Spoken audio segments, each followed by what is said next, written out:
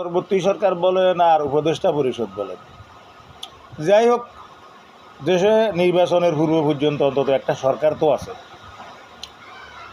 তো এই সরকারের সরকারি কর্মকর্তা কর্মচারী বা যারা লোকজন আছে, স্থানীয় সরকারের সমস্ত কার্যক্রম যখন বাতিল করে দিয়েছে, তো এগুলো পরিচালনা করবে কারা? সরকারি কর্মকর্তা কর্মচারীরা। কিন্তু দেখা যাইতেছে সব বুক পানি বাংলাদেশের নষ্ট কুহুরি নাস্তিক মতবাদে বিশ্বাসী তথাকথিত বাঙালি জাতীয়তাবাদ, যেটাতে ইসলামে বলা হয়েছে পথ দুইটা, একটা শয়তানের, একটা আল্লাহর। তো এই শয়তানের পথের মানব রচিত মতবাদে বিশ্বাসী তথাকথিত বিএনপি এবং আল ইসলাম হাক্কু আল কুফরে বাতুল, ইসলাম হলো সত্য আর সব হলো কুফরি মতবাদ, এগুলো সব বাতিল শক্তি, ইসলাম বিরোধী কাফেরই মতবাদ, কাফের হয়ে যায় যে সমস্ত দল করলে।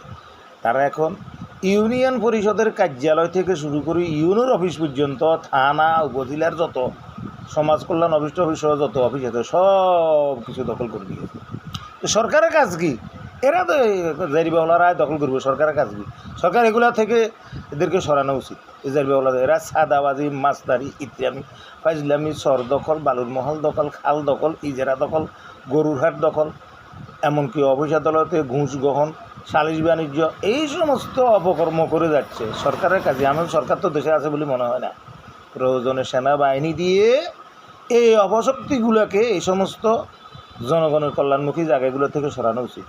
একটা জন্ম নিবন্ধন করতে পারতেছে না টাকা ছাড়া, একটা কোনো মামলা মোকদ্দমা পরিচালনা পারতেছে না চান্দা ছাড়া, একটা কোনো রাস্তাঘাট উন্নয়নমূলক কাজ করতেছে না চান্দাবাজি ধান্দাবাজি ছাড়া, এলাকার বিভিন্ন সামাজিক যে বিভিন্ন বিচার আচার এগুলো পর্যন্ত তারা সালিশ বাণিজ্য সব দখল করে নিয়ে গেছে।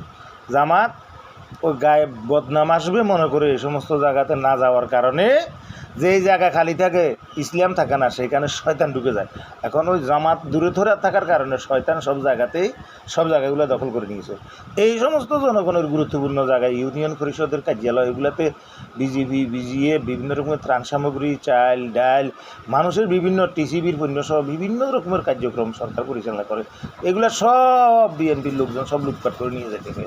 তো অবিলম্বে সরকারকে বলবো, আপনারা এদিকে নজর দেন। আপনাদের কাছে এই সমস্ত খবর নেই, হয়তো দ্রুত স্থানীয় সরকার নির্বাচন দেন, না হয় পুরো দেশটাকে একটা জাহান্নাম নরকে পরিণত করে ফেলেছে ইতিমধ্যে। ভবিষ্যতে বাংলাদেশ আর বসবাসের উপযোগী থাকবে না। আসসালামু আলাইকুম।